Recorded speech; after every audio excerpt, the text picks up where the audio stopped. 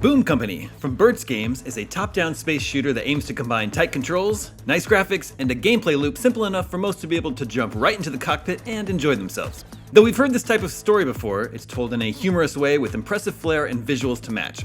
Plus, enough polish to give it a shot at $100,000 and the title of Rogue Jam winner in the eye-poppingly beautiful category.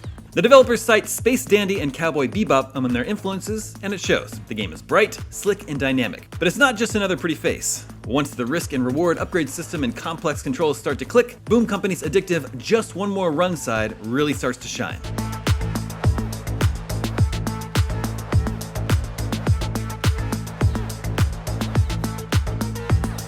Boom Company starts with a fun little story section that is equal parts charming and silly. There's a bad guy, and you've been dispatched to take him down. Easy. The story visuals are a pretty big departure from what's found in the actual game, and while they only show up at the beginning and end of this demo, they're delightful. Impressive graphics aren't just reserved for the cutscenes though. The entire game is filled to the brim with bombastic explosions and sleek spaceships. You won't find as many eye-catching particles as you would in a Housemarque game, but what's on display here is still more than enough to satisfy any fan of a good bullet hell shooter. As pretty as Boom Company is, the moment-to-moment gameplay is where it really shines. On the surface, it looks like a twin-stick shooter with roguelike elements, and you'd be half right in that assumption. Boom Company handles a bit like Geometry Wars, but your ship moves with a lot more momentum. Instead of strafing, your ship can only thrust backwards or forwards with a bit of dashing sprinkled in. Your left joystick controls both your aim and your ship's direction. Our gut reaction would be that steering and aiming should be separated between the two sticks, that is until you get used to the drifting the momentum allows for. The ship you control has a lot more weight and momentum to it than you would initially think, and you'll quickly go from fiddling around with the controls to mastering them. It lends itself to some cool style moments. Drifting through asteroids to take cover from enemy fire and spinning donuts around a large enemy will never get old. You'll also encounter bumpers scattered throughout the map, not unlike what you would find in a pinball machine, that can bounce you around, saving you from some bad moments, or sometimes getting you into one. We found ourselves relying on them to quickly get out of the more sticky situations. While there currently isn't a ton of mission variety, Boom Company does offer a few different objectives to get to the next stage. One is you simply surviving an onslaught of enemy ships for a predetermined amount of time, another requires you to escort beacons while dodging and taking down enemies, and then there's your more straightforward kill a certain amount of enemies or take down certain flagged enemies type missions. They're all pretty well rounded, but you'll find that it really doesn't matter.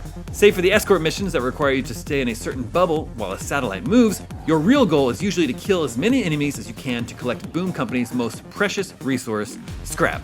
Scrap is the lifeblood of Boom Company. Every decision you make revolves around the risk and reward of collecting as much of it as you can so that you can use it to either heal yourself or upgrade your ship. That's why it's so important to get comfortable with the controls and upgrade your ship appropriately. Every time you take a hit, you essentially lose scrap because you now have to spend some to heal yourself, and the hit also resets your combo meter, which lessens the scrap you earn at the end of the round. Since your scrap and health are conserved between levels, taking too many hits early on can create a ripple effect that makes the last few levels incredibly difficult. Essentially, taking hits means less scrap, which means missing out on essential ship upgrades. More than once have we gotten to level 2 or 3 and reset the run because things just weren't going our way. Ship upgrades come in a few different forms. Your ship has 3 different weapon types: a main weapon, a missile weapon, and an energy weapon. Not only can you unlock a slew of missile or energy types, but you can also power them up in various ways, as well as altering your main weapons. This allows for all sorts of combinations that can suit almost any playstyle. A close-range shotgun with ship boost that damages enemies can make you incredibly deadly at short range. You can even pair that with an upgrade that gives you bonus scrap when dispatching enemies up close. One of the most effective builds we found was to turn your main cannons into homing missiles that can even be upgraded further to inflict fire damage on your foes. With the right luck, we were able to make this build so overpowered that it very quickly went from just trying to complete the game to seeing if we could beat it without taking a hit. It's options like these that excite us. Some runs are going to be harder than others, but with smart choices on what and when to upgrade, and of course, a little bit of luck, you can become an absolute powerhouse that melts even the biggest enemies Boom Company has to throw at you. Boom Company has that just one more run feeling that you should get from a game like this. Every completion of the demo fires you up to give it another go with another set of weapons. And if you get halfway through the levels and find the upgrades just aren't working in your favor, it's still fun to see if you can power through on skill alone. If the full game is able to pull out a bit more mission variety, definable progress between runs, and even more of its silly dialogue, then it's definitely something we could see ourselves pouring dozens of hours into.